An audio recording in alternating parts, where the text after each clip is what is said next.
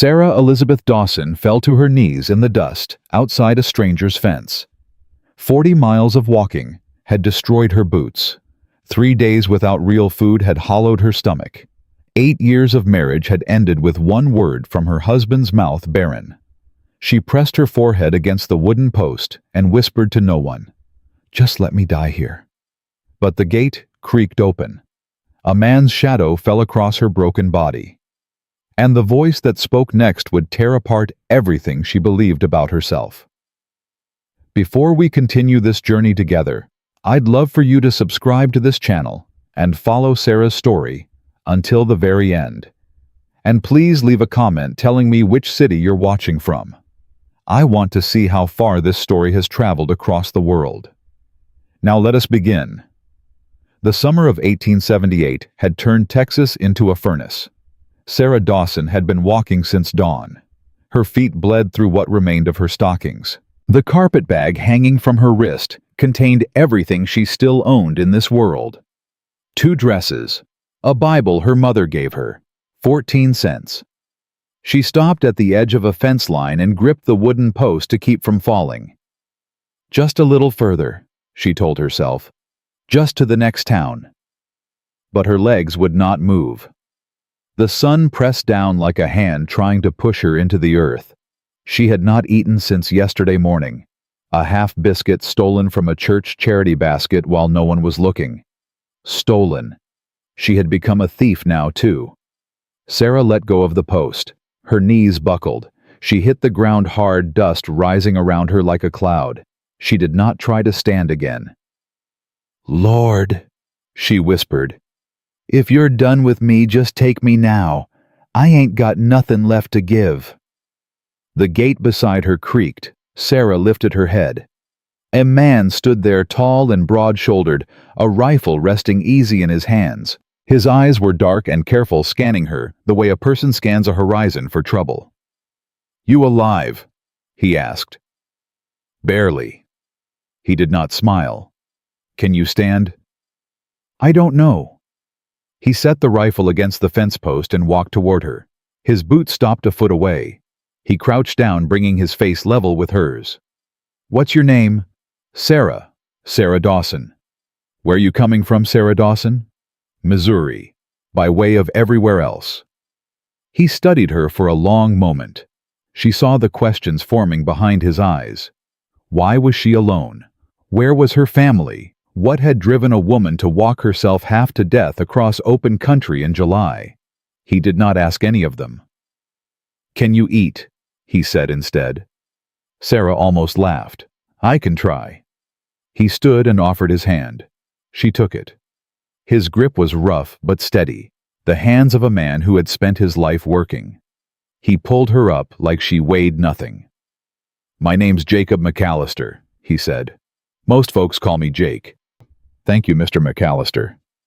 "Don't thank me yet. You ain't tasted my cooking." He brought her to a small cabin set back from the main house. The walls were rough-hewn timber, the floor packed dirt, but it was clean. A cot sat against one wall, a table and chair by the window. Jake set a plate in front of her. Beans, cornbread, a slice of salt pork. Sarah's hands shook as she reached for the fork. "Slow," he warned. "You eat too fast after starving, you'll just bring it back up." She forced herself to take small bites. Each one felt like salvation. Jake sat across from her watching. He did not speak until she had finished half the plate. "How long since you ate proper?" 3 days, maybe 4. I lost count." His jaw tightened. "And before that?" "Not much better." "Where's your husband?" Sarah's fork stopped midway to her mouth. She set it down carefully. "I don't have a husband anymore." Jake waited. "He left me," she said. The words came out flat like stones dropping into still water. 8 months ago. Said I was broken. Said he wanted a woman who could give him children." "You walked from Missouri?" "No, I walked from Fort Worth. Took a wagon from Missouri to Kansas, then another to Texas. After that, I ran out of money." "And you've been walking since—" "Yes." Jake leaned back in his chair. That's near 40 miles from Fort Worth. I know. In July. I know. He shook his head slowly. You're either the bravest woman I ever met, or the most foolish. Sarah met his eyes. Maybe both. For the first time, something shifted in his expression. Not quite a smile, but close. Finish your food, he said. We'll figure out the rest in the morning. Sarah slept like the dead that night. When she woke, sunlight was already streaming through the small window. She sat up too fast and her head spun. 3 days of starvation did not disappear with one meal. She found Jake outside by the corral mending a section of fence. An older man worked beside him, gray-haired and weathered, with a quick grin that seemed permanent. "Well now," the older man said when he saw her. "She lives." Jake looked up. "Sarah, this is Ezra Polk. He works the ranch with me." Ezra tipped his hat. "Ma'am, you gave us a scare yesterday falling out like that." "I apologize for the trouble." "No trouble." Ezra's eyes twinkled. "Ain't often we get visitors out here. And never one as pretty as you." "Ezra," Jake said, a warning in his tone. "What, I'm just being polite." Ezra grinned at Sarah. "Don't mind him. He forgot how to talk to people years ago." Sarah almost smiled. "I don't mind." Jake set down his tools and walked toward her. "How do you feel?" "Better. Weak, but better." "Can you ride?" She hesitated. "I used to, on my father's farm." "Used to ain't the same as can." "I can learn again." Jake studied her the way he had the night before, like he was measuring something inside her that could not be seen. "I'm short a hand," he said finally. "My last hired man quit 2 weeks ago. Said the work was too hard and the pay too low." Sarah straightened. "You're offering me a job." "I'm offering you work. $1 a day, meals included. You pull your weight, you stay. You don't, you go. No charity." "I don't want charity." "Good, because I ain't giving any." Ezra chuckled. "Lord help us all. 2 stubborn mules in one place." Sarah ignored him. She stepped closer to Jake, close enough to see the small scar on his chin, the gray threading through his dark hair. "Why?" she asked. "Why what? Why help me? You don't know me. You don't owe me anything." Jake's expression shifted. Something flickered behind his eyes, something old and heavy. "Maybe I know what it's like to have nowhere left to go." The words hung between them. Sarah nodded slowly. "Then I accept." "Good." Jake turned back toward the corral. "We start at dawn tomorrow. Ezra will show you around today. Get some rest while you can."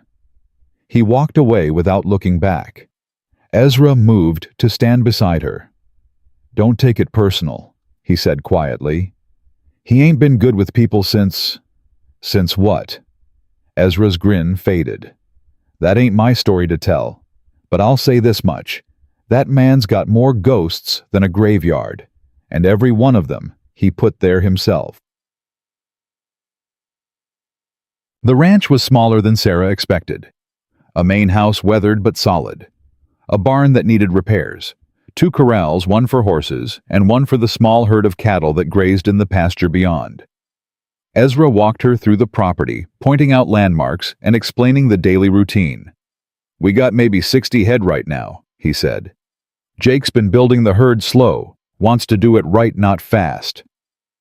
"How long has he been here?" 5 years, give or take. He bought this land with his army pension after the war. Back then it wasn't nothing but dirt and scrub. He built everything you see." "By himself?" "Mostly. I came on about 3 years ago. Before that, he had a wife." Ezra paused. "And a daughter." Sarah felt her chest tighten. "What happened to them?" Ezra did not answer immediately. He stopped walking and looked out toward the horizon. "Raiders," he said finally. "Came through while Jake was in town selling stock. By the time he got back, he did not finish." Sarah closed her eyes. "I'm sorry. Like I said, it ain't my story to tell. But maybe now you understand why he is the way he is." Ezra started walking again. He ain't looking for a wife if that's what you're thinking. I'm not looking for a husband. Good. Because that man's heart is buried 6 feet under right next to the people he loved. That night, Sarah sat alone in the small cabin. The plate Jake had left for her sat empty on the table. Her stomach was full for the second time in months. Her body ached, but it was the good ache of rest finally taking hold. She should have felt grateful. She should have felt relieved. Instead, she felt hollow. 8 years. She had given Daniel 8 years. She had cooked his meals, washed his clothes, shared his bed. She had prayed every night for a child. She had bled 3 times carrying babies that never lived long enough to breathe. And in the end, he had looked at her like she was nothing. Barren, he had said. The word came out of his mouth like something rotten. I married you to build a family, Sarah. What good are you if you can't even do that? She had tried to explain. The doctor had told her it might still happen. She just needed time. She just needed patience. But Daniel was done waiting. I found someone else, he said. She's young, she's healthy. She can give me what you can't. He filed for divorce the next morning. The whole town knew by noon. Sarah remembered standing in the general store 2 days later, trying to buy flour. The women had stopped talking when she walked in. They looked at her with pity, with judgment, with relief that they were not her. Poor thing, one of them whispered. Imagine being thrown away like that. Thrown away. That was exactly how it felt. Sarah had left Missouri with nothing but the clothes on her back and the few dollars she had saved without Daniel knowing. She had told herself she was starting over. She had told herself she would find a new life somewhere no one knew her name. But 4 months later, here she was, sitting in a stranger's cabin. Accepting charity she swore she would never take. No, she reminded herself. Not charity. Work. She had earned this meal. She would earn the next one, too. Dawn came too fast. Sarah was awake before the sun dressed in the cleanest clothes she had left. Her boots were nearly destroyed, but they would have to do. Jake was already at the corral when she arrived. He had a horse saddled and waiting. This is Belle, he said. She's old and slow, but she's steady. She won't throw you. Sarah approached carefully. The mare was a pale buckskin, her muzzle gray with age. She regarded Sarah with calm, patient eyes. Hello, Belle. Sarah ran her hand along the horse's neck. We're going to be friends, you and me. Jake watched without comment. After a moment, he handed her the reins. Mount up. Sarah took a breath and pulled herself into the saddle. Her muscles screamed in protest. She had not ridden in years, and her body remembered that failure clearly. But she stayed on. Good, Jake said. Now follow me. We got fence to check. They rode out as the sun broke the horizon, painting the sky in shades of orange and gold. The heat was already building, pressing down on them like a weight. They worked in silence for the first hour. Jake showed her how to check the posts for rot, how to spot where cattle had pushed through, how to patch the worst sections until they could be properly repaired. Sarah watched everything.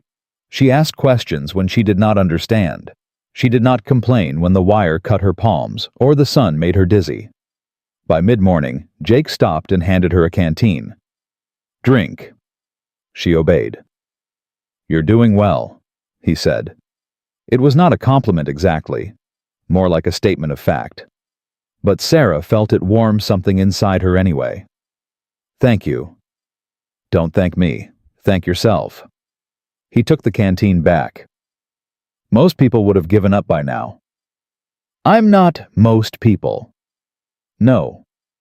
He looked at her differently then, like he was seeing something for the first time. I'm starting to figure that out. The days blurred together after that. Sarah learned the rhythm of the ranch. Up before dawn. Feed the horses. Check the water troughs. Ride out with Jake to move the herd, or repair fencing, or clear brush from the grazing areas. The work was harder than anything she had done before. Her hands blistered, then calloused. Her muscles screamed, then strengthened. Her skin burned under the summer sun, then tanned to a warm brown. But she did not quit. She would not give Jake a reason to send her away. Ezra watched her progress with obvious amusement. "You know," he said one evening, "when Jake told me he hired a woman, I thought he'd lost his mind." Sarah looked up from the rope she was trying to coil. "And now?"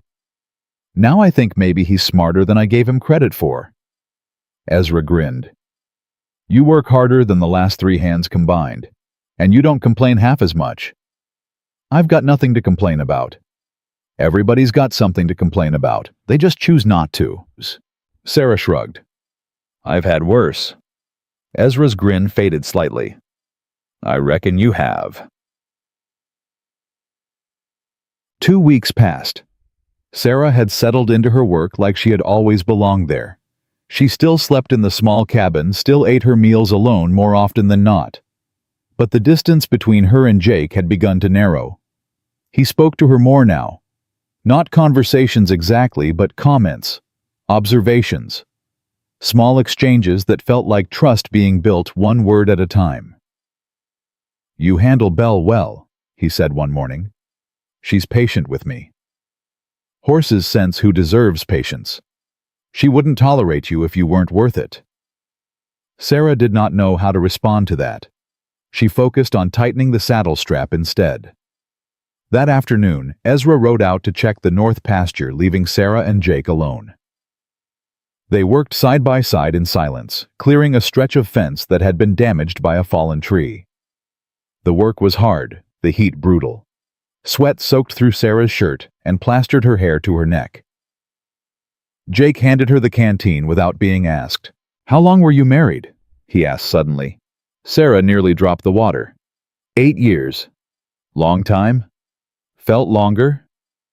Jake nodded slowly. He did not ask about the divorce. He did not ask why she had no children, but Sarah could feel the questions hanging in the air between them. "His name was Daniel," she said quietly. "He was a merchant, sold dry goods. Everyone said he was a good match." "Was he?" "I thought so, for a while." Jake waited. "He wanted children," Sarah continued. "I couldn't give them to him. After a while, that was all that mattered." She swallowed hard. "He found someone who could." "He left you?" "Yes." Jake's jaw tightened. "A man who leaves his wife over something she can't control ain't much of a man." Sarah looked at him. "Most people don't see it that way. Most people are fools." The words landed hard, unexpected. Sarah felt tears prick at her eyes and blinked them away quickly. "What about you?" she asked. "Ezra mentioned you had a wife." Jake's expression closed immediately. The openness she had glimpsed vanished behind walls she could almost see. "That ain't a story for today." "I'm sorry. I shouldn't have." "It's fine." He picked up his tools and turned away. "Let's finish this fence." They did not speak again for the rest of the afternoon. That night, Sarah lay awake in her cot, staring at the ceiling. She had pushed too hard, asked too much. Now the fragile trust she had built with Jake was broken. Or maybe not broken, just paused. She had seen something in his eyes when she mentioned his wife. Pain so deep it had no bottom. Grief so old it had become part of who he was. Ezra's words came back to her.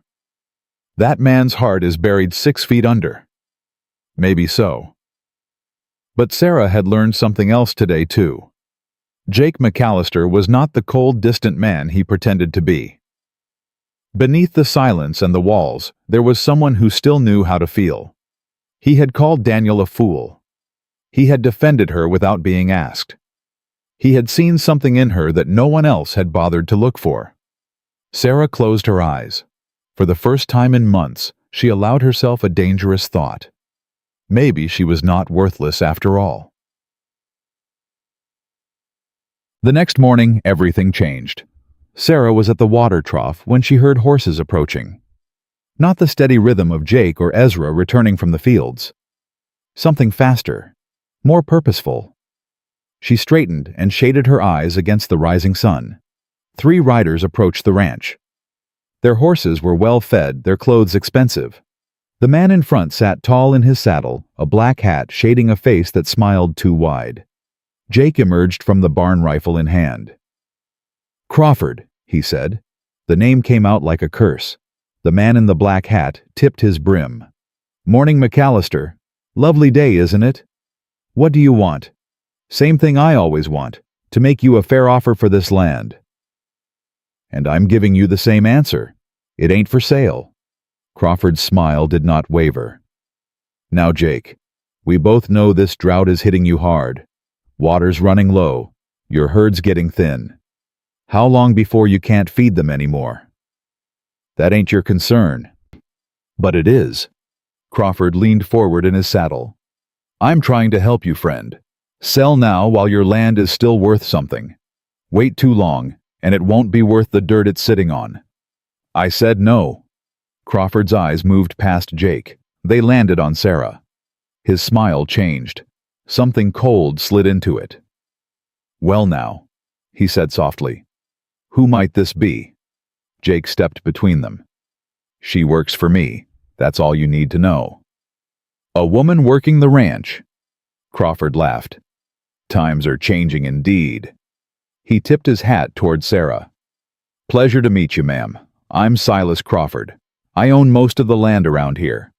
Sarah did not respond. Crawford's smile flickered. "Quiet one, isn't she? That's all right.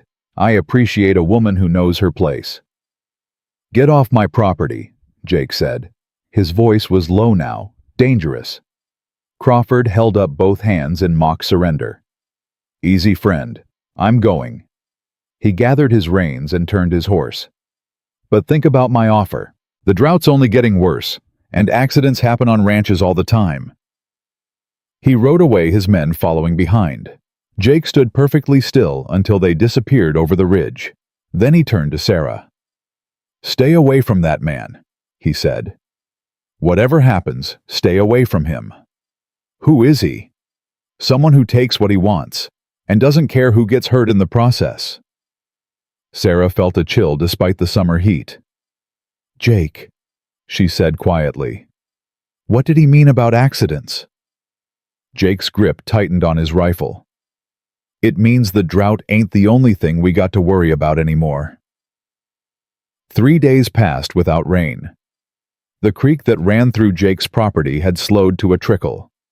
The cattle gathered around what remained, pushing and shoving for space. Sarah counted 7 calves too weak to stand by mid-morning. "We're losing them," she said. Jake stood beside her, his jaw tight. "I know." "What do we do?" "There's a spring about 8 miles north. Higher ground. Water still runs there." He turned toward the barn. "We move the herd today." Ezra rode up fast, dust trailing behind him. "Jake, we got a problem." "What now?" "Someone cut the fence on the east pasture, clean through. 12 head already wandered off." Sarah saw Jake's hands clench into fists. "Crawford." "Can't prove it," Ezra said. "But yeah, that's my guess too." "Saddle up. We're bringing those cattle back before they get too far." Sarah moved toward Belle's stall. "I'm coming with you." "No." Jake's voice was sharp. "You stay here. Watch the rest of the herd." "I can help." "I said no." He grabbed his rifle from the wall. "If Crawford's men are out there, this could get ugly. I ain't putting you in the middle of that." "Jake." He stopped, turned. His eyes met hers with an intensity that made her breath catch. "I already lost people I couldn't protect," he said quietly. "I ain't losing anyone else." He was gone before she could respond. Sarah stood alone in the barn, her heart pounding. Those words echoed in her head. "I already lost people I couldn't protect." She understood now why he kept his distance, why he built walls so high no one could climb them. He was not cold. He was terrified. The hours crawled by. Sarah walked the fence line checking for more cuts. She filled water troughs with what little remained in the well. She counted the cattle again and again, trying to keep her mind from wandering to dark places. What if Crawford's men ambushed them? What if Jake got hurt? What if he did not come back? Stop it, she told herself. He's been doing this longer than you've been alive. But the fear would not leave. The sun was setting when she heard hooves approaching. Sarah grabbed the pitchfork leaning against the barn and moved toward the gate. Jake appeared first, then Ezra behind him. Between them, the 12 missing cattle trudged along tired but alive. Sarah dropped the pitchfork and ran to meet them. You found them. 5 miles east, Jake said, dismounting. Whoever cut that fence wanted them headed toward Crawford's land. Convenient, ain't it? Did you see anyone? No, but we found tracks. 3 riders, professional. Ezra climbed down from his horse with a groan. Getting too old for this nonsense. My back's gonna hate me tomorrow. Sarah looked at Jake. What happens now? Now we move the herd to the spring. Tomorrow, first light. He led his horse toward the barn. And we don't let our guard down again. That night, Sarah could not sleep. She lay on her cot staring at the darkness, listening to the sounds of the ranch settling around her. The cattle lowing in the distance. The creak of the barn door in the wind. The occasional bark of a coyote somewhere far off. A knock came at her door. Sarah sat up, heart racing. Who's there? It's me. Jake's voice low and rough. She crossed the small cabin and opened the door. He stood outside, hat in hand, looking uncertain in a way she had never seen before. Is something wrong? No, I just... He paused. I wanted to make sure you were all right. I'm fine. Good. He did not move to leave. Can I come in? Sarah stepped aside. Jake entered the cabin and stood awkwardly in the center of the room, too large for the small space. I shouldn't have snapped at you earlier, he said, about staying behind. You were trying to protect me. I was scared. The word came out like it cost him something. I ain't been scared like that in a long time. Sarah moved closer. Scared of what? He met her eyes. Of caring what happens to you. The silence between them stretched tight as a wire. Jake? I told myself I wouldn't do this again, he said. After Margaret died, I swore I wouldn't let anyone get close. It's easier that way. Safer. He shook his head.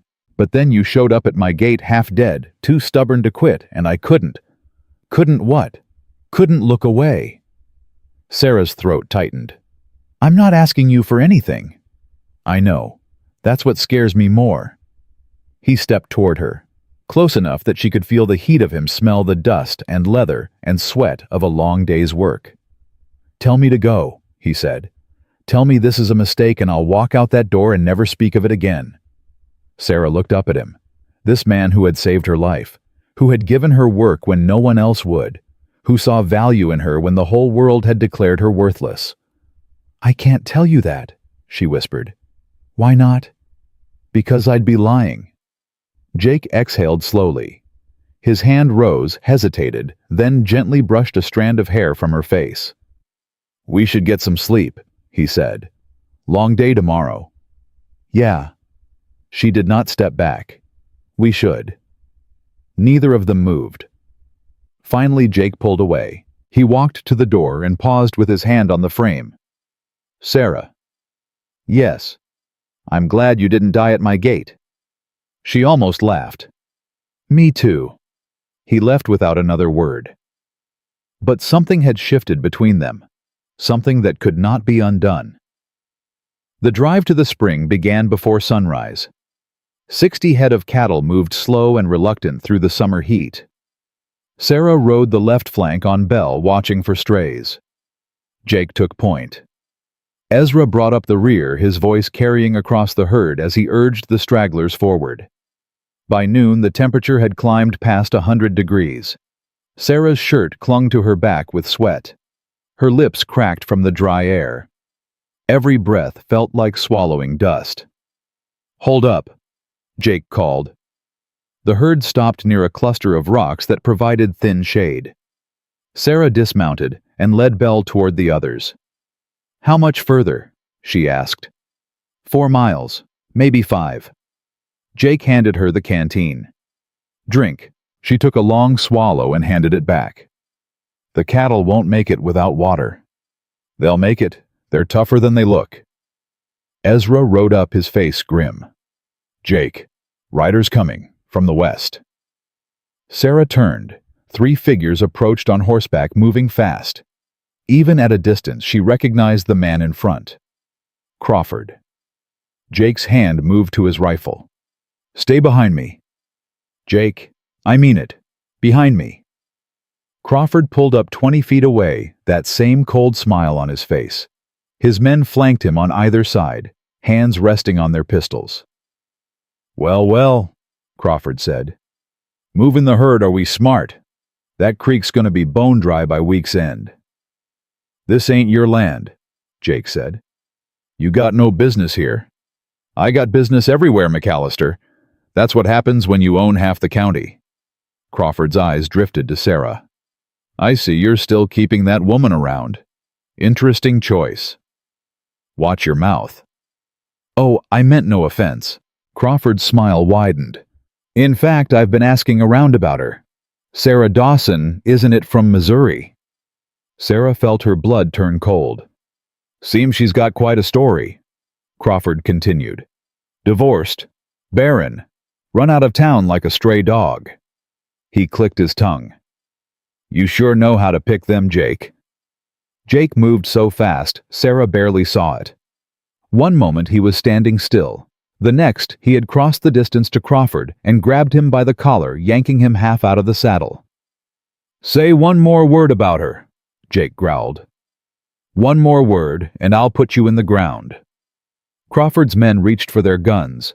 Ezra already had his rifle raised. Easy now, Crawford said, his voice strained. No need for violence. I was just making conversation. Get off my land. This ain't your land. It's open range. Then get out of my sight. Jake shoved him back into his saddle. And if I catch you near my property again, conversation won't be what you get. Crawford straightened his collar, his smile gone now. Something ugly flickered in his eyes. You're making a mistake, McAllister. A big one. He looked at Sarah one last time. Both of you are. He turned his horse and rode away, his men following close behind. Jake stood watching until they disappeared over the horizon. Then he turned to Sarah. You all right? He knows. Her voice shook. He knows everything about me. It don't matter what he knows. It matters to him. He'll use it. She felt tears burning her eyes. I should go, before I bring more trouble down on you.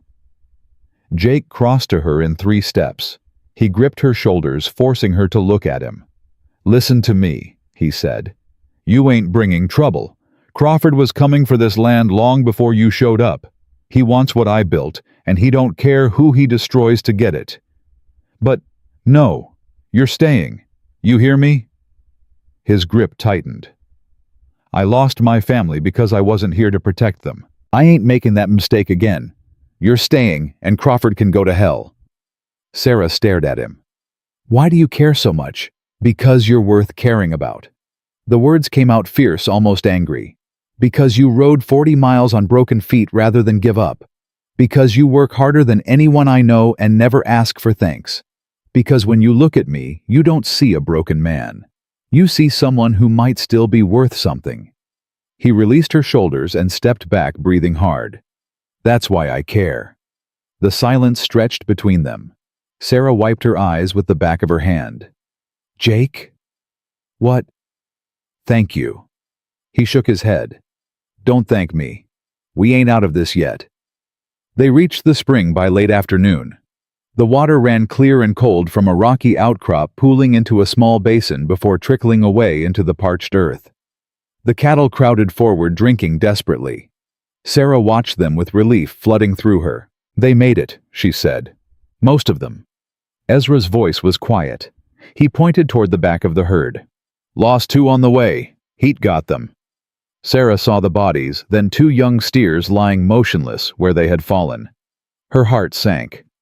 "We'll bury them tomorrow," Jake said. "Nothing else we can do tonight." They made camp near the spring as darkness fell. Ezra cooked beans over the fire while Jake walked the perimeter, rifle in hand. Sarah sat near the flames, trying to quiet the fear still churning in her gut. Crawford knew her story. He would use it against her, against Jake, against everything they were trying to build. Ezra settled down beside her with a groan. "Hell of a day." "Yeah. You doing all right?" "I don't know." She stared into the fire. "Crawford said things about me. Things that are true. So maybe he's right. Maybe I am just trouble." Ezra snorted. "Girl, I've been around long enough to know the difference between trouble and someone worth fighting for. You ain't trouble. You're a gift." "A gift? To Jake." Ezra's voice softened.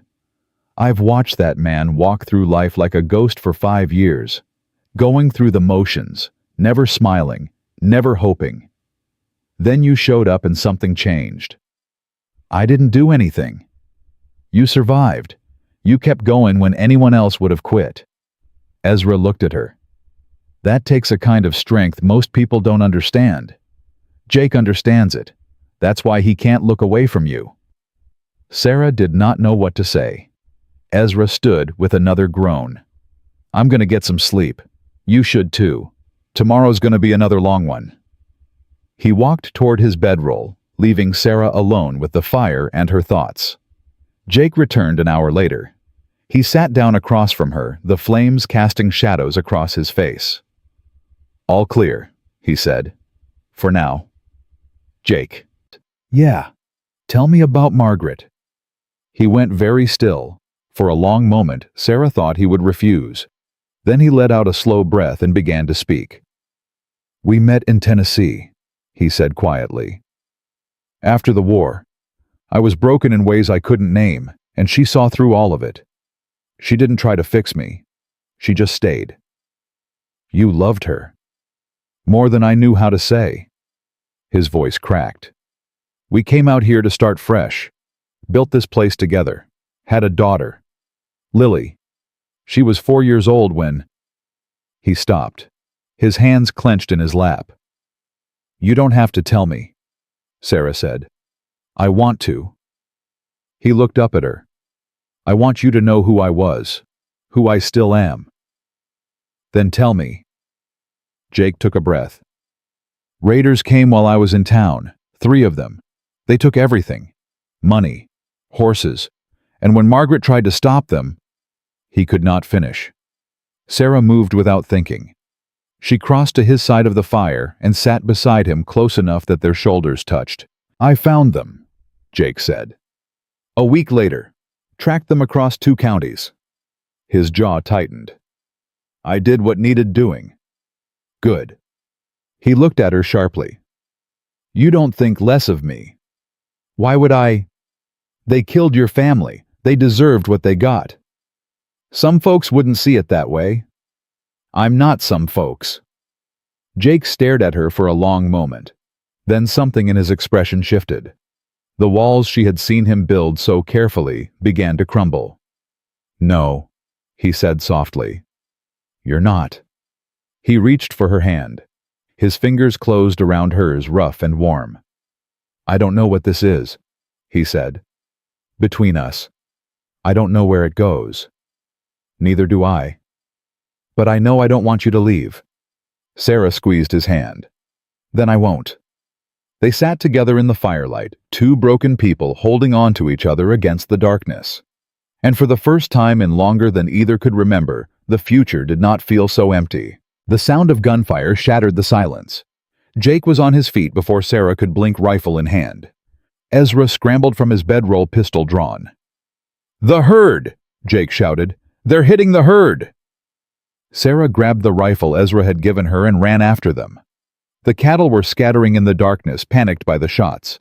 She could see riders moving through them, dark shapes against the night sky. "Crawford's men!" Ezra yelled. 3 of them! Maybe 4. Jake raised his rifle and fired. One of the riders jerked and fell from his horse. "Sarah, get behind the rocks," he ordered. "Now." "I can fight." "I ain't askin'." A bullet whizzed past her head. Sarah dropped to the ground on instinct, her heart hammering in her chest. "Stay down!" Jake shouted. He moved forward, firing methodically. Ezra flanked to the right, cutting off the rider's escape. The cattle continued to scatter, their terrified lowing filling the night. Sarah lay in the dirt, gripping her rifle, watching the chaos unfold. One of the riders spotted her and turned his horse in her direction. He raised his pistol. Sarah did not think. She lifted her rifle, aimed at his chest, and pulled the trigger. The rider fell. Jake reached her a moment later, breathing hard. "You hit?" "No." Her hands were shaking. "I shot him." "I saw." He pulled her to her feet. "Good shot." "I killed him." "You saved your own life. That ain't killing. That's surviving." The remaining riders fled into the darkness. Ezra fired after them, but did not pursue. "Let them go," Jake called. "We got what we needed." Sarah stood over the man she had shot. He lay motionless in the dust, a dark stain spreading across his chest. She had never killed anyone before. She expected to feel horror, guilt, revulsion. Instead, she felt nothing but cold, clear certainty. She had done what needed doing, and she would do it again if she had to. The morning after the attack, Sarah buried the man she killed. Jake offered to do it himself, but she refused. She dug the grave with her own hands, feeling the blisters form and break and bleed. When it was done, she stood over the mound of fresh earth and felt nothing but emptiness. "You did what you had to," Jake said behind her. "I know." "It gets easier." "Does it?" He did not answer. They both knew the truth. Ezra rode in fast, his horse lathered with sweat. "We got trouble. Big trouble."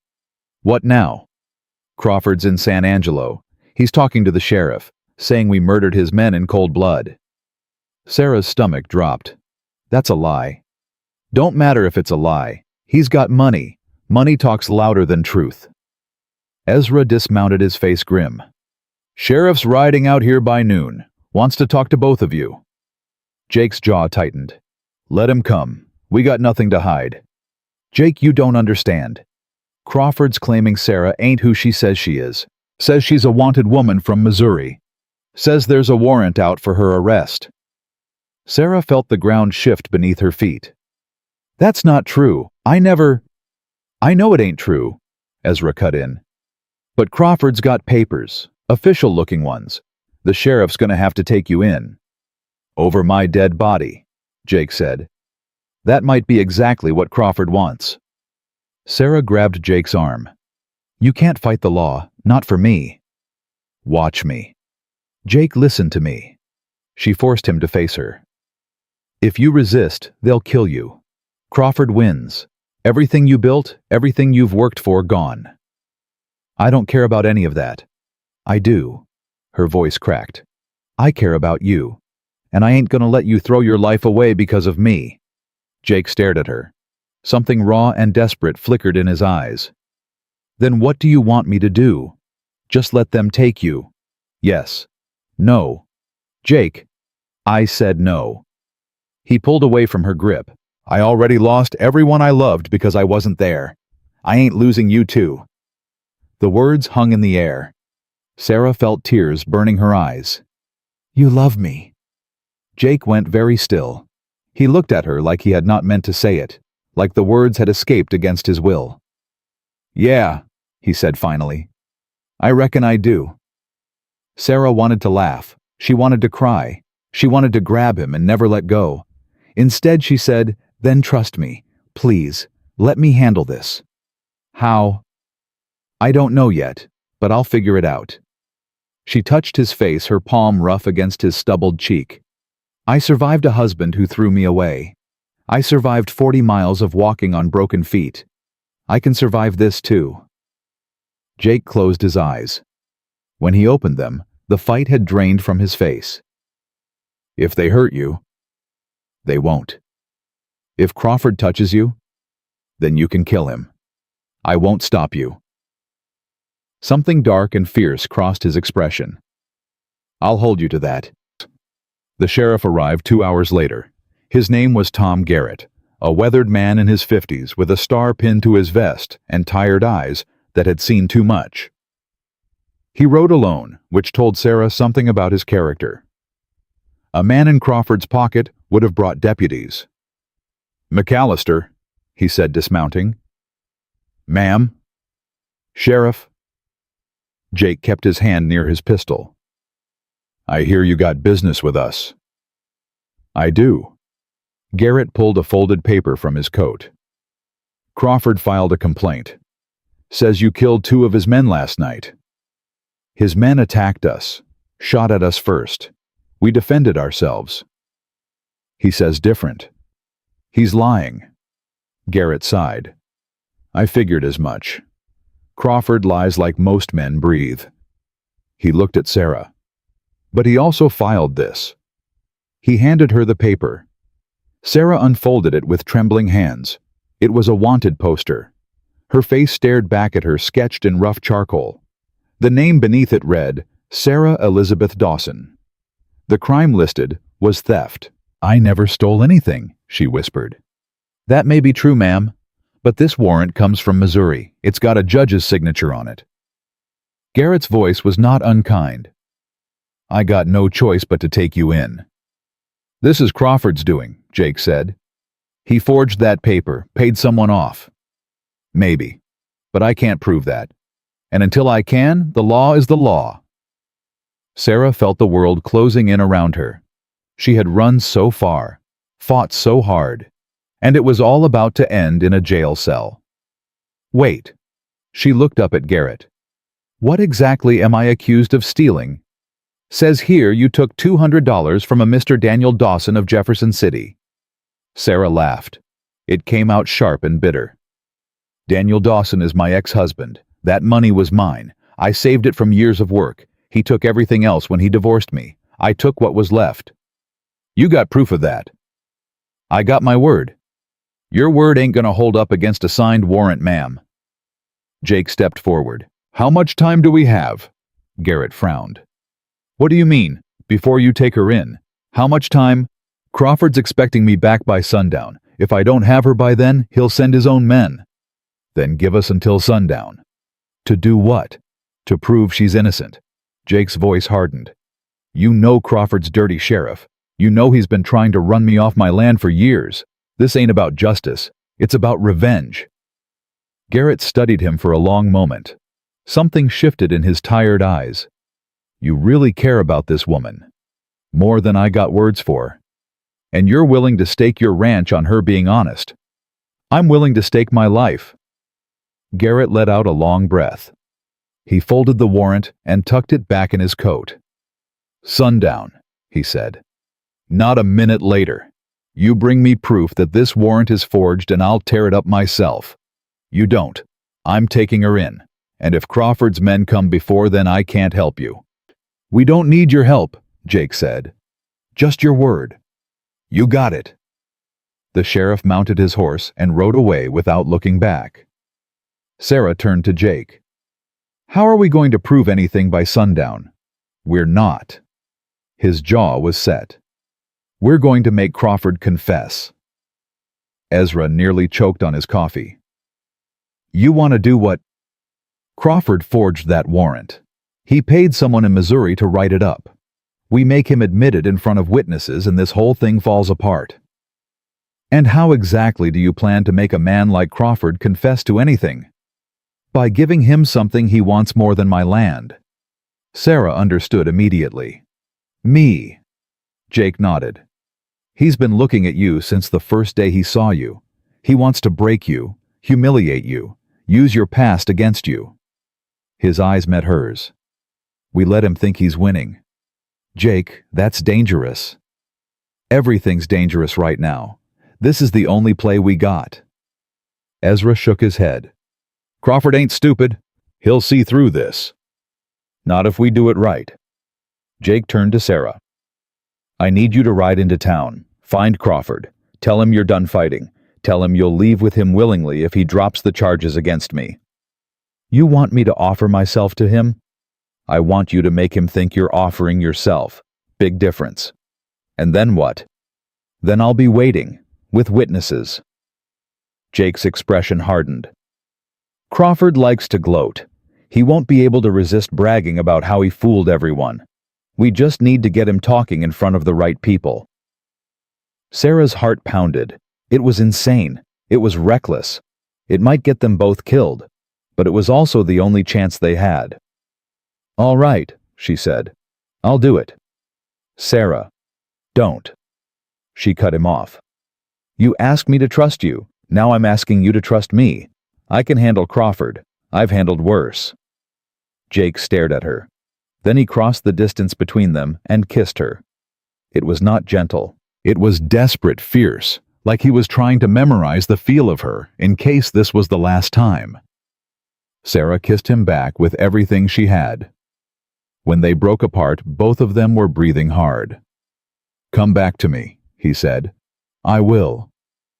San Angelo was a town of dust and broken promises. Sarah rode in alone, her heart hammering against her ribs. She had cleaned up as best she could, borrowed one of Jake's late wife's dresses from a trunk in the main house, fixed her hair, made herself look like a woman who had given up. Crawford's office sat above the bank he owned. Sarah dismounted in front of it and tied Belle to the hitching post. She could feel eyes on her from every direction. Word traveled fast in small towns. The stairs creaked under her boots. She knocked on the door at the top. Come in. Crawford sat behind a massive desk papers spread before him. He looked up when she entered, and that cold smile spread across his face. Well, well, Mrs. Dawson, what a pleasant surprise. I'm not here for pleasantries. No. He leaned back in his chair. Then why are you here? Sarah forced herself to breathe. To make a deal. What kind of deal? You drop the warrant. You leave Jake's land alone, and I'll go with you. Crawford's eyebrows rose. Go with me wherever you want. I'll work for you. Do whatever you need. She swallowed hard. I know when I'm beaten, Mr. Crawford. I'm tired of fighting. He studied her for a long moment.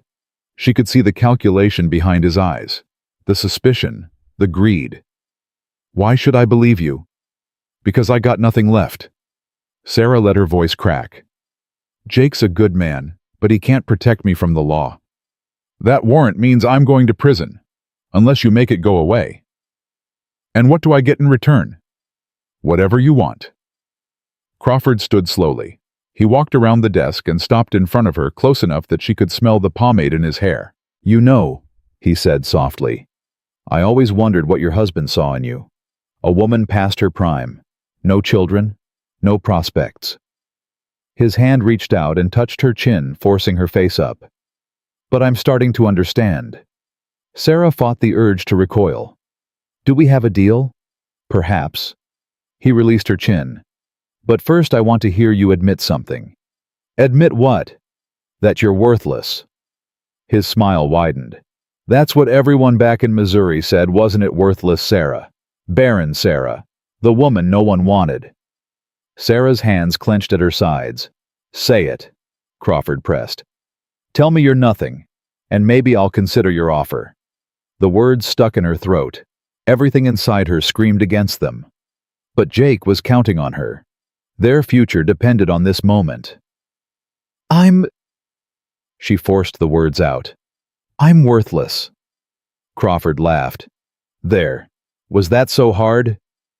He turned back toward his desk. You know it was almost too easy. Forging that warrant took me less than a day. A few dollars to a clerk in Missouri, and suddenly you're a wanted criminal. Sarah's breath caught. You admit it was forged? Of course it was forged. You think I care about $200? He waved dismissively. I wanted McAllister's land. You were just a convenient tool. A tool? Don't take it personally. Everyone's a tool to someone. He sat back in his chair. Now, about our arrangement. The door burst open. Sheriff Garrett stood in the doorway, his hand on his pistol. Behind him, Martha Jenkins from the general store and 2 other townspeople crowded the hallway. "Sheriff," Crawford sputtered, "what is the meaning of—" "We heard everything, Silas." Garrett's voice was cold. "You just admitted to forging a warrant. That's a federal crime." Crawford's face went white. "This is entrapment. She set me up." "She asked you questions. You answered them." Garrett pulled out handcuffs. "You did this to yourself." Jake appeared in the doorway behind the others. His eyes found Sarah's, and the relief in them nearly undid her. "Silas Crawford, you're under arrest for forgery and fraud." Garrett moved forward. "You have the right to remain silent. I suggest you use it." "You can't do this." Crawford backed away. "I own this town. I own you.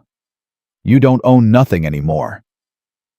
Garrett grabbed his arm and snapped the cuffs on. "Take him downstairs." The townspeople parted as Garrett dragged Crawford through the door. The banker's protests echoed down the stairs until they faded into silence. Sarah stood alone in the office, trembling. Jake crossed to her in 3 steps and pulled her into his arms. "You did it," he said against her hair. "You actually did it." "I almost couldn't say the words." Her voice shook. "When he made me call myself worthless, I almost couldn't.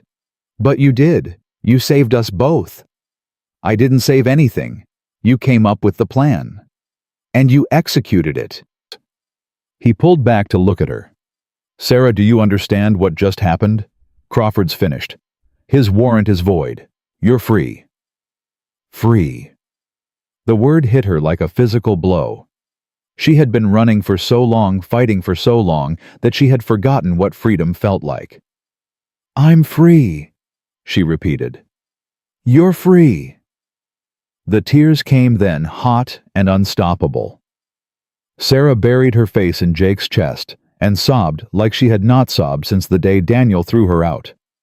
All the fear, all the shame, all the loneliness of the past 8 months poured out of her in waves. Jake held her through it. He did not try to stop her. He did not tell her everything was all right. He just held on. When the tears finally stopped, Sarah pulled back and wiped her face. "I must look terrible." "You look beautiful." She laughed. It came out watery and broken. "Liar." "I ain't never lied to you, Sarah, and I ain't starting now." He kissed her forehead, then her cheeks, then her mouth. This kiss was different from the one before. Softer, sweeter, a promise instead of a goodbye. "Let's go home," he said. Home. Sarah had not had a home in 8 months. She had not had a place where she belonged, where someone wanted her, where she was more than a burden. "Yeah," she said. "Let's go home." They walked out of Crawford's office together side by side. The townspeople watched them pass. Some whispered behind their hands. Others nodded with something like respect. Martha Jenkins caught Sarah's arm as they reached the street. "What you did in there took courage," she said quietly. "Real courage." "I was terrified." "That's what courage is." Martha squeezed her arm. "You're welcome in my store anytime, Mrs. Dawson. Don't you forget it." Sarah blinked back fresh tears. "Thank you." They mounted their horses and rode out of town as the sun began its descent toward the horizon. The heat of the day was finally breaking. A breeze stirred the dust around them. "Jake?"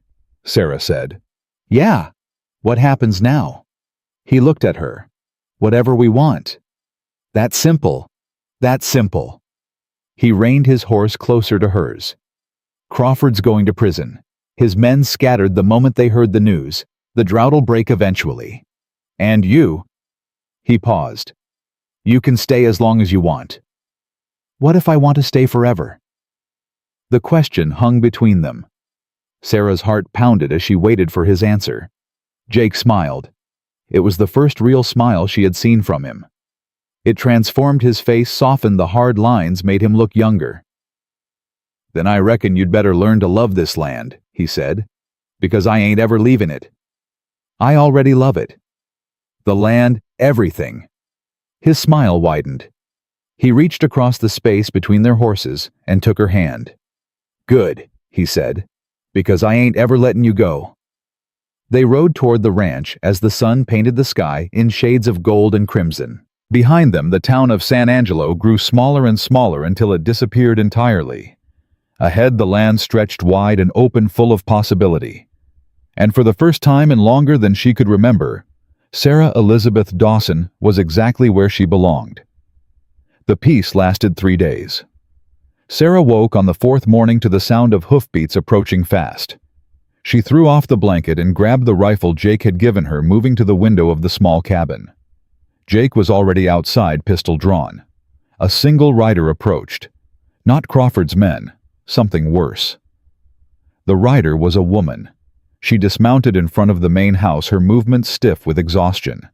Her dress was travel-worn, her face pale beneath the dust. "Jacob McAllister," she called out. Jake lowered his pistol slightly. "Who's asking?" "My name is Ruth Dawson." The woman's eyes found Sarah in the doorway. "I'm Daniel's sister, and I've come to warn you." Sarah's blood turned to ice. Jake looked between them. "You know this woman?" "We've met." Sarah stepped outside, her rifle still in her hands. "What do you want, Ruth?" "I want to help you." "Why should I believe that your brother destroyed my life?" Ruth flinched. "I know what Daniel did. I know it was wrong. That's why I'm here." She reached into her saddlebag and pulled out a folded document. "Daniel's dead, Sarah." The words hit like a slap. "Dead," Sarah repeated. 3 weeks ago.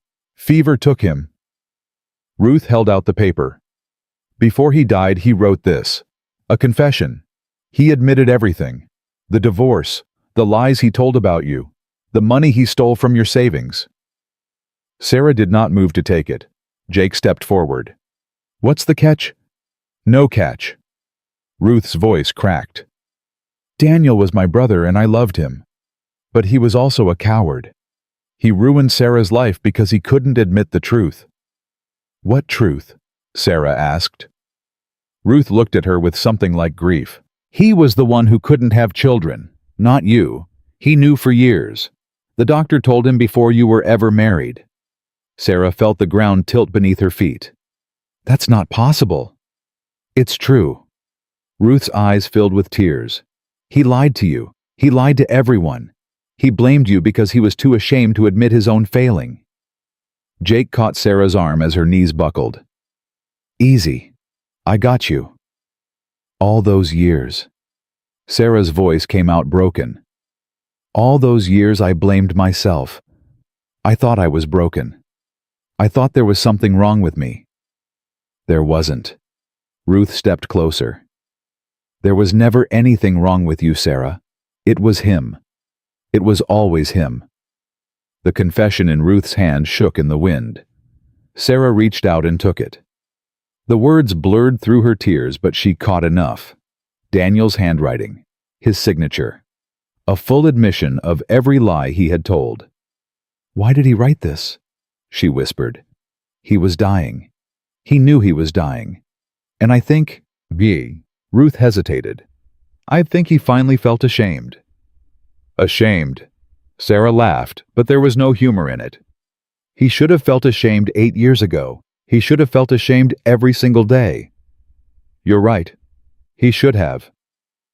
Sarah looked at the woman who had been her sister-in-law for 8 years. Ruth had never been cruel to her. Distant maybe, proper, but never cruel. "Why did you ride all the way here to tell me this?" "Because I was too much of a coward to stop him while he was alive." Ruth wiped her eyes.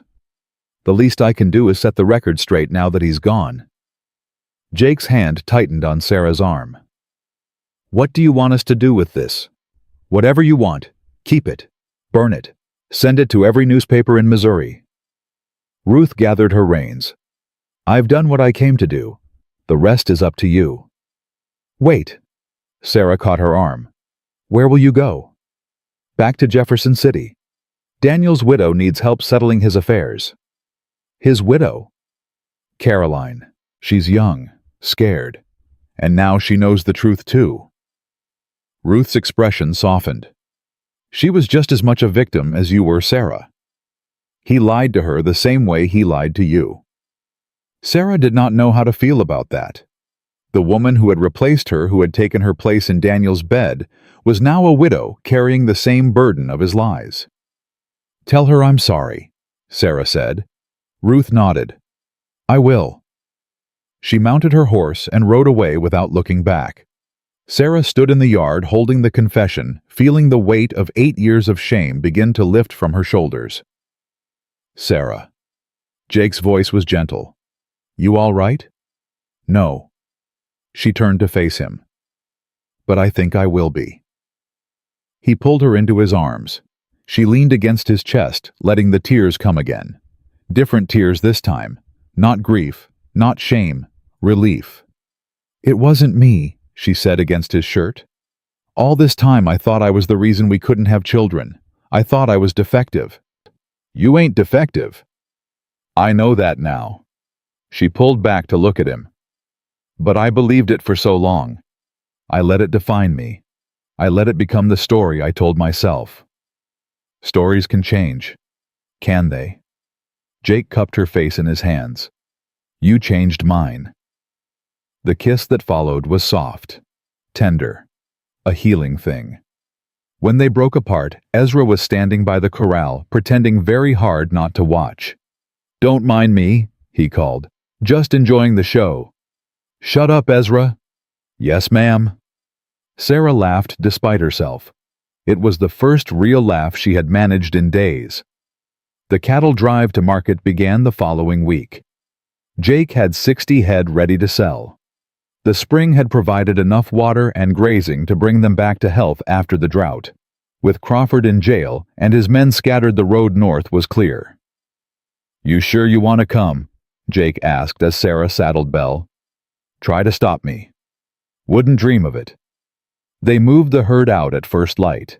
Ezra took point, his old bones protesting every step. Sarah rode the left flank. Jake covered the rear, watching for strays. The first 3 days passed without incident.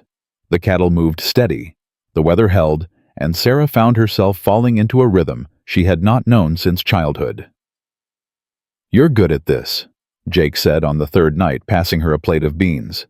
"My father taught me." "He did well. He did everything well, except stay alive." Sarah poked at her food. "Died when I was 12. Horse threw him on a rocky trail." "I'm sorry. It was a long time ago." She set the plate aside. "My mother remarried 2 years later. Man named Harold. He wasn't cruel, just absent. Like he resented having a daughter that wasn't his." "Is that why you married Daniel?" "Partly. He was charming, attentive, made me feel like I mattered." Sarah's laugh was bitter. "Turns out I only mattered as long as I could give him what he wanted." Jake reached across and took her hand. "You matter now." "I know." She squeezed his fingers. "That's what scares me." "Scares you?" "The last time I let myself believe I mattered to someone, they threw me away." She met his eyes. "How do I know you won't do the same?" Jake did not answer immediately. He stared into the fire, his expression unreadable. "I can't promise you forever," he said finally. "Nobody can. Life's too uncertain for that." "Then what can you promise?"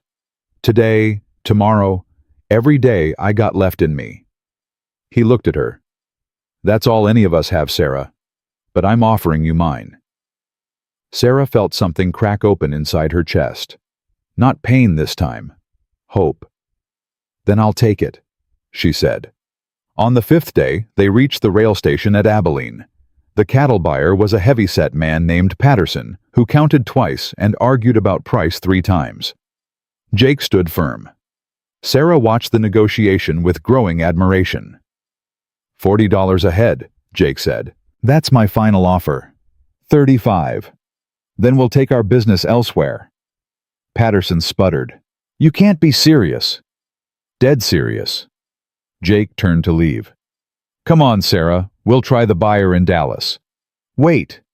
Patterson held up his hands. 40. Fine. 40 ahead. Pleasure doing business with you. The money changed hands. $2,400 in cash, more than Sarah had ever seen in one place. Jake split it 3 ways without being asked. What's this? Sarah stared at the bills in her hand. Your share. I don't need. You earned it. Same as Ezra. Same as me. Jake folded her fingers around the money. We're partners, Sarah. That means equal shares. Ezra whooped and headed straight for the nearest saloon. Jake and Sarah followed at a slower pace. What are you going to do with your share? She asked. Fix the barn roof. Buy some new breeding stock. He glanced at her. Maybe build a proper addition to the main house. An addition. The cabin's fine for 1 person, but if 2 people were living together... He trailed off suddenly, uncertain. I mean, if you wanted to, I ain't assuming nothing. Sarah stopped walking. Jake stopped beside her. Are you asking me to move into your house? I'm asking if you'd consider it. As what, your hired hand? Your... what? Jake took a deep breath. As my wife. Sarah's heart stopped. You're proposing to me. I'm trying to. Ain't doing a very good job of it. He ran a hand through his hair. I had this whole speech planned. Something about how you walked into my life when I thought it was over. Something about how you made me feel things I swore I'd never feel again. Jake. But none of that matters. What matters is, I love you. I love how stubborn you are. I love how hard you work. I love that you shot a man to save your own life and didn't apologize for it. He took her hands. I love everything about you, Sarah, and I don't want to spend another day wondering what it would be like to wake up next to you. Tears streamed down Sarah's face. You really mean that? Every word. Even knowing what Daniel said about me, even knowing I might never... I don't care about children. Jake's voice was fierce. I had a daughter once. I loved her more than life itself, and losing her nearly killed me. He paused. But if we have children, I'll love them. And if we don't, I'll still have you. That's enough, Sarah. You're enough. Sarah could not speak.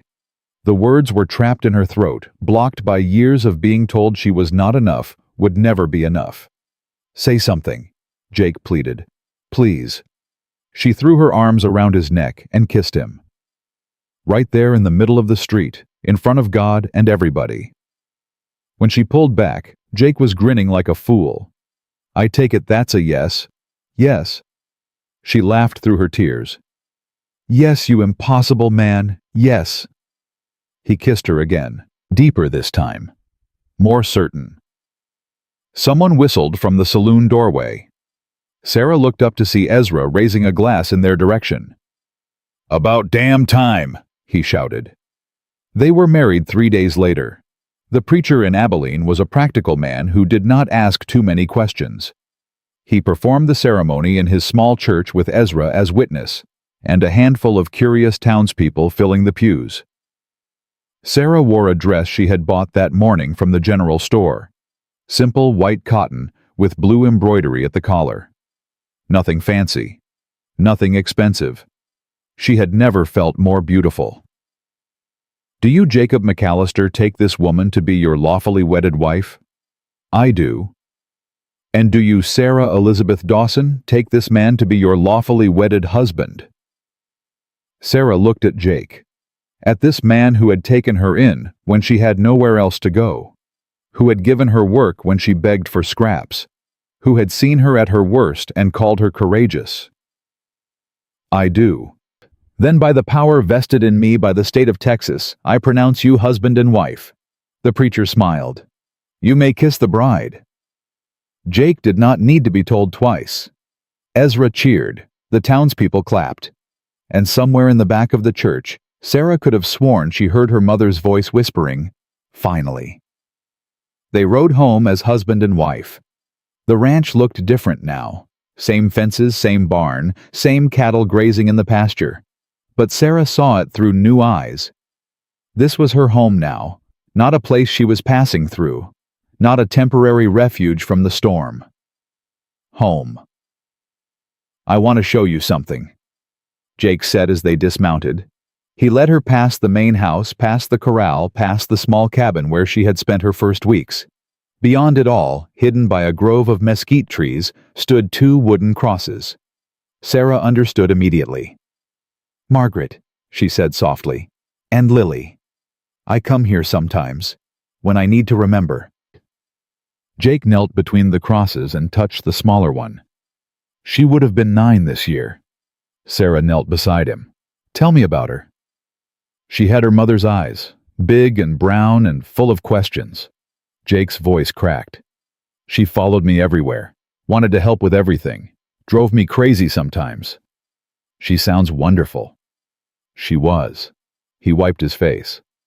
"I kept thinking I'd forget her, that one day I'd wake up and her face would be gone from my memory, but it never happened." "It won't." Sarah took his hand. "She's part of you, Jake. She always will be." "I know." He stood pulling her up with him. "I wanted you to meet them, Margaret and Lily. I wanted them to know you." "Thank you." "For what?" "For sharing them with me." Sarah looked at the crosses. "I'll take care of him. I promise. I'll love him the way you loved him." The wind stirred the grass around them. For a moment, Sarah felt a warmth that had nothing to do with the summer heat, like a blessing from somewhere far away. "Let's go home," Jake said. They walked back to the house together hand in hand. The first month of marriage passed in a blur of work and laughter and stolen kisses in the barn. Sarah learned the rhythm of the ranch in a way she never had before. Not as a hired hand now, but as an owner, a partner. She kept the books, managed the supplies, nursed sick calves back to health. Jake watched her with something like amazement. "You're better at this than I am," he said one evening. "That's not true." "It is." He pulled her onto his lap. "The ranch made a profit this month. First time in 2 years. That's your doing, not mine. Our doing." He kissed her neck. "I've been trying to keep this place alive for 5 years. You've been here 2 months and already it's thriving. We make a good team. The best." Ezra came in from the fields, saw them tangled together, and immediately turned around. "I'm going to the bunkhouse," he announced. "Don't wait up." Sarah laughed into Jake's shoulder. "We're scandalizing the poor man," she said. "He'll survive." Later that night, as they lay together in the bed that had once belonged to Jake and Margaret, Sarah found herself thinking about the future. Jake, what if Ruth was wrong? What if Daniel was telling the truth and I really can't? We talked about this. I know, but it keeps coming back. She turned to face him in the darkness. What if you end up resenting me? Jake propped himself up on one elbow. Sarah, listen to me. I'm listening. I spent 5 years grieving the family I lost. 5 years of waking up alone, going to sleep alone, wondering why I bothered staying alive. His hand found her face in the dark. Then you showed up at my gate half dead and too stubborn to quit. And something inside me woke up. Jake, I don't need children to be happy. I need you. He kissed her forehead. If babies come, they come. If they don't, we'll have each other, and that's enough. You really believe that? I believe it because I lived without it, and I know the difference. He lay back down, pulling her against his chest. Now stop worrying and go to sleep. Sarah closed her eyes. His heartbeat was steady beneath her ear. She did not know what the future held. She did not know if they would have children, or how long their happiness would last, or what new challenges waited around the corner. But for the first time in her life, she was not afraid to find out, because whatever came next, she would not face it alone. Summer turned to fall, and fall turned to something Sarah had never expected. She woke one morning to a churning in her stomach that sent her running for the wash basin. Jake found her there, pale and shaking, and his face went white. "What's wrong? Are you sick?" "I don't know." She wiped her mouth. "I feel strange." "Strange how?" "Dizzy, nauseous, tired all the time." She sat back on her heels. "It started a few days ago. I thought it was something I ate." Jake stared at her. Something flickered in his eyes. Fear, hope, disbelief. "Sarah." "What? When did you last have your monthly—" The question hit her like a thunderbolt. She counted back, counted again. 6 weeks, she whispered. Maybe 7. Jake dropped to his knees beside her. "You don't think—" "It's not possible." Her voice shook. "Ruth said Daniel was the one who couldn't—" "But what if she was wrong? What if it really was me?" "There's only one way to find out." They rode into San Angelo that afternoon to see the doctor. His name was Harrison, a graying man with gentle hands and eyes that had seen everything. He examined Sarah behind a curtain while Jake paced the waiting room like a caged animal. "Mr. McAllister." Harrison emerged with a small smile. "You can stop wearing a hole in my floor." "What's wrong with her?" "Nothing's wrong." The doctor's smile widened. "Your wife is pregnant." Jake stopped moving, stopped breathing. "Pregnant. About 8 weeks along by my estimate. The baby should arrive in late spring." Sarah appeared in the doorway, tears streaming down her face. Jake crossed to her in 3 steps and gathered her in his arms. "You're sure?" she asked Harrison over Jake's shoulder. "You're absolutely sure. As sure as I can be, Mrs. McAllister. Congratulations to you both." Jake pulled back to look at her. His eyes were wet. "A baby," he said. "A baby." He laughed. It was the most beautiful sound Sarah had ever heard. He picked her up and spun her around right there in the doctor's office, like they were children at a county fair. "Put me down." She was laughing and crying at the same time. "You'll make me sick again." "I don't care." He set her down but did not let go. "Sarah, we're having a baby." "I know." She touched his face. "I know." The ride home was the longest of Sarah's life, not because of distance, because she could not stop thinking about what this meant. After 8 years of believing she was broken, after months of shame and rejection, after giving up on the very idea of motherhood, life was growing inside her. "You're quiet," Jake said. "I'm scared." He reined his horse closer to hers. "Scared of what?" "Everything." Her voice cracked. "What if something goes wrong? What if I lose the baby like before? What if Daniel was telling the truth after all, and this pregnancy fails like the others?" "Sarah." "I can't go through that again, Jake. I can't lose another child." He reached across and took her hand. "Listen to me." "I'm listening." "I don't know what's going to happen. Nobody does. But I know this." He squeezed her fingers. "You are the strongest woman I have ever met. You walked 40 miles on broken feet. You shot a man to save your life. You faced down Crawford and won. That's different." "It's not." His eyes held hers. "Whatever happens, we face it together. You and me. That's what marriage means." Sarah swallowed hard. "What if I lose the baby?" "Then we grieve, and we try again. Or we don't. But either way, I'm not going anywhere. Promise." "I promise." She believed him. For the first time in her life, she believed someone completely. Ezra took the news exactly as expected. "Hot damn!" He threw his hat in the air. "A baby.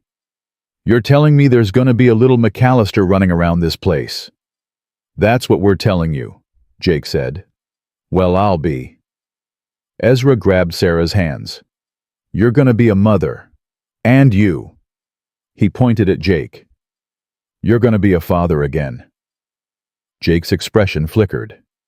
Sarah saw the shadow pass over his face and understood. "Lily." "I know." Jake said quietly. "I've been thinking about that." "You scared?" "Terrified." "Good." Ezra clapped him on the shoulder. "Means you're taking it serious." That night, Sarah found Jake at the graves again. He knelt between the two crosses, his head bowed. She approached quietly and knelt beside him. "I was just telling them," he said. "Telling them what?" "About the baby." He touched Lily's cross. "I wanted her to know she's gonna have a brother or sister." Sarah's throat tightened. "You think of them as siblings." "They are siblings, even if they'll never meet." Jake looked at her. "Is that strange?" "No." She leaned against his shoulder. "It's beautiful." "I was scared to love again, after what happened." His voice dropped. "I was scared that loving you meant forgetting them." "Does it?" "No." He shook his head slowly. "It means I have more room in my heart than I thought. Room for the past and the future." Sarah kissed his cheek. "They would have loved you, Margaret and Lily." "They would have loved you too." "You think so?" "I know so." He stood and helped her to her feet. "Margaret always said she wanted someone who would fight for me, who wouldn't let me close myself off forever." "She sounds wise." She was. Jake looked at the crosses one last time. "And I think she sent you to me." Sarah did not argue. Some things were beyond explanation. The months that followed were the happiest of Sarah's life. Her belly grew round and full. The sickness faded, replaced by a ravenous appetite that made Ezra laugh every time she asked for seconds. Jake watched her like she might break, hovering and protective in a way that should have been annoying, but only made her love him more. "You need to rest," he said one afternoon. "I've been resting all day." "Then rest more." "Jake, I'm pregnant, not dying." "Same thing as far as I'm concerned."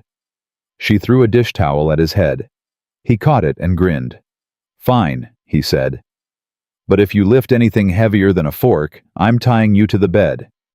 "Is that a threat or a promise?" Ezra walked in at exactly the wrong moment, took one look at their faces, and walked right back out. "I'll be in the barn," he called. "For several hours. Don't need me." Winter came hard that year. The temperature dropped below freezing, and the water troughs iced over every morning. Jake and Ezra worked from before dawn to after dark, keeping the cattle fed and watered. Sarah helped where she could, but her growing belly made everything harder. "You should stay inside," Jake said. "I'm not an invalid." "No, but you're carrying my child, and I'll be damned if you're gonna freeze yourself for the sake of a few cattle." "Those cattle are our livelihood." "You're my life." He cupped her face in his hands. "Please, for me." Sarah relented. She stayed in the house cooking meals, mending clothes, preparing for the baby's arrival. The nursery took shape slowly. A cradle Jake built with his own hands. Blankets sewn from scraps of Margaret's old dresses. A wooden rattle Ezra carved during the long winter nights. "It's beautiful," Sarah said, running her fingers over the cradle. "It's sturdy." Jake tested the rocking motion. "Just like its mother." "Are you calling me sturdy?" "I'm calling you strong." He pulled her into his arms. "There's a difference." The baby kicked. Jake felt it against his palm, and his eyes went wide. "Was that?" "That was your child saying hello." He dropped to his knees and pressed his ear against her belly. Sarah laughed and ran her fingers through his hair. "You're ridiculous." "I'm in love." He kissed her stomach. "With both of you." Spring arrived early. The last of the snow melted, revealing green grass underneath. The cattle grew fat on the new growth. The creek ran full again, its water cold and clear. And Sarah went into labor. It started as a dull ache in her lower back. She ignored it, thinking it was just the baby shifting. But by afternoon, the pain had sharpened into something she could not dismiss. "Jake," she gripped the edge of the table. "I think it's time." He went pale. "Time now. But you're not due for another—" "Tell that to the baby." Ezra rode for the doctor while Jake helped Sarah to bed. The contractions came faster now, each one stealing her breath. You're doing great, Jake said, holding her hand. Just breathe. I am breathing. Breathe more. That's not how breathing works. He almost laughed. Almost. The doctor arrived an hour later, his bag in hand and calm efficiency in his manner. He examined Sarah and nodded. Baby's coming soon. A few more hours, maybe less. Hours? Jake looked like he might pass out. First babies take time, Mr. McAllister. Just stay with her. That's the best thing you can do. The labor was long and brutal. Sarah screamed until her voice gave out. She gripped Jake's hand so hard she thought she might break his fingers. The pain came in waves, each one worse than the last, until she was certain she could not survive another. I can't do this, she gasped. Yes, you can. I can't. Jake leaned close, his forehead pressed against hers. Remember what you told me the first night we met? I don't remember anything. You said you weren't most people. His eyes held hers. Prove it, Sarah. Show me what you're made of. Something fierce rose inside her. Not strength exactly, more like defiance. The same defiance that had carried her 40 miles on broken feet. The same defiance that had made her face Crawford alone. She bore down with everything she had. And then finally, the most beautiful sound in the world. A baby's cry. It's a girl, the doctor announced. A healthy baby girl. Sarah collapsed against the pillows, sobbing with relief. Jake cut the cord with shaking hands. The doctor wrapped the baby in a clean blanket and placed her in Sarah's arms. She was perfect. Tiny fingers, tiny toes, a face scrunched up and red from crying. Hello, Sarah whispered. Hello, little one. The baby stopped crying.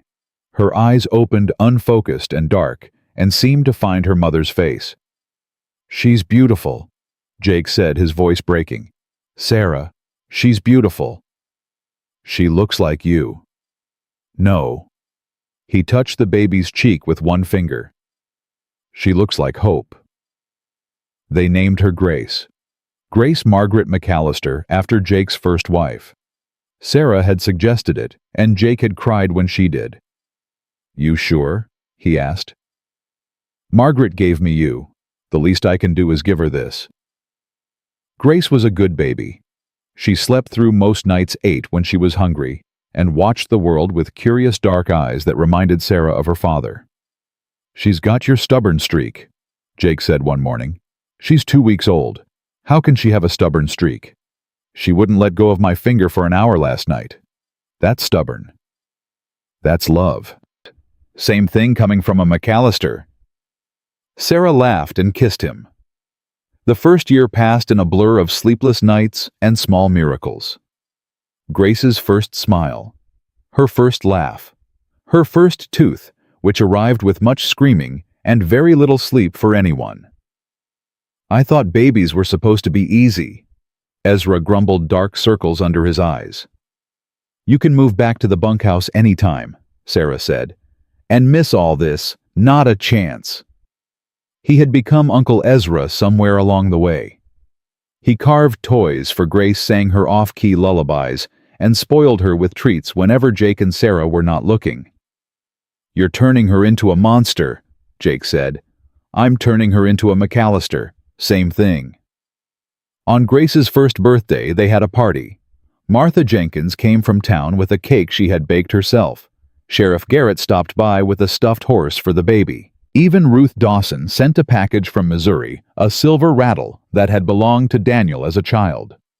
She forgave you, Jake said, watching Sarah unwrap it. I don't know if forgive is the right word. Sarah held the rattle up to the light. But she's trying. That counts for something. Does it bother you? Keeping something of Daniel's? Sarah considered the question. A year ago, the answer would have been yes. The very thought of Daniel made her sick. But now, he's part of my story, she said finally. I can't erase him. I can only decide what he means. And what does he mean? He means I almost gave up. She looked at Jake.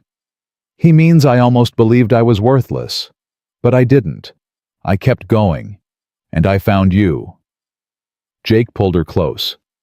"Best decision you ever made." "Second best." She nodded toward Grace, who was shoving cake into her mouth with both hands. She was the best. 2 years later, the ranch had grown beyond anything Jake had imagined. 100 head of cattle grazed in the pastures. A new barn stood where the old one had rotted. The main house had an addition, just like Jake had promised, with room for Grace and whatever other children might come. And they did come. Thomas arrived in the spring of 1882, a screaming, red-faced boy who looked exactly like his father. Elizabeth followed 2 years later, quiet and watchful, with her mother's auburn hair. 3 children, Jake said one evening watching them play in the yard. "I never thought I'd have 3 children again." "Are you happy?" "Happy ain't a big enough word." He pulled Sarah against his side. "I'm whole. For the first time since Margaret and Lily, I'm whole." Sarah leaned into him. "Me too. You know what I keep thinking about?" "What?" "That night you showed up at my gate." He shook his head slowly. "If I had said no, if I had turned you away, none of this would exist. But you didn't." "I almost did." His voice dropped. "I was so scared, Sarah, scared of feeling something again, scared of losing someone again." "What changed your mind?" "You did." He looked at her. "You were half dead, barely able to stand, and you still had fire in your eyes. You still had fight in you. And I thought, if this woman can keep going after everything she's been through, maybe I can too." Sarah felt tears prick her eyes. "I didn't feel brave. Brave people never do." Grace came running up, her dark braids flying behind her. "Mama, Tommy hit me." "Did not," Thomas shouted from across the yard. "Did too." Sarah sighed and pulled away from Jake. "Duty calls." "I'll handle it." He kissed her forehead. "You rest." "I've been resting all day." "Then rest more." He grinned. "Doctor's orders." "I'm not sick, Jake." "No, but you're carrying my child again." His eyes sparkled. "Fourth time's the charm." Sarah laughed and touched her barely showing belly. "You're impossible." "You married me anyway." "Biggest mistake of my life." "Liar." She watched him walk toward the children, breaking up their argument with the same calm authority he brought to everything. Grace threw her arms around his neck. Thomas kicked at the dirt, sulking. Elizabeth watched from the porch, her thumb in her mouth. This was her family now. These people, this land, this life she had built from nothing. 7 years ago, she had collapsed at a stranger's gate, convinced she was worthless. Convinced no one would ever want her. Convinced her story was over. She had been wrong about everything. Ezra appeared beside her, his hair fully gray now, his face lined with age and laughter. "You look like you're thinking deep thoughts," he said, "just remembering. Remembering who I used to be." She smiled. "And how far I've come." "Long way from that half-dead woman Jake dragged in from the dust." "A lifetime ago." "Feels like yesterday to me." Ezra's eyes softened. "You saved him, you know. That man was dying inside when you showed up. You brought him back to life." "He saved me too." "That's how it works with the good ones. They save each other." Sarah watched her husband scoop Grace onto his shoulders, while Thomas tugged at his arm, and Elizabeth finally came down from the porch to join them. Laughter echoed across the yard, bright and real and full of joy. "Uncle Ezra," Grace called. "Come play with us." "Coming, little miss." Ezra tipped his hat to Sarah. "Duty calls." He walked toward the children, his old bones moving slower than they used to, but his spirit as young as ever. Sarah stayed where she was, one hand on her belly, the other pressed against her heart. She thought about the woman who had walked 40 miles on broken feet. The woman who had begged for work instead of charity. The woman who had shot a man to save her own life and never apologized for it. That woman had not known what waited for her. She had not known that desperation would lead to salvation, that rejection would lead to acceptance, that the worst day of her life would become the first day of her new one. But Sarah knew now. She knew that the fire she had asked to warm herself by had become a home, that the stranger who had let her stay had become her husband, that the life she thought was over had only been beginning. Jake looked up and caught her eye across the yard. He smiled that rare, full smile that transformed his whole face, and Sarah felt her heart overflow. She was not worthless. She never had been. She was a wife, a mother, a partner, a survivor. She was Sarah Elizabeth McAllister, and she was exactly where she belonged.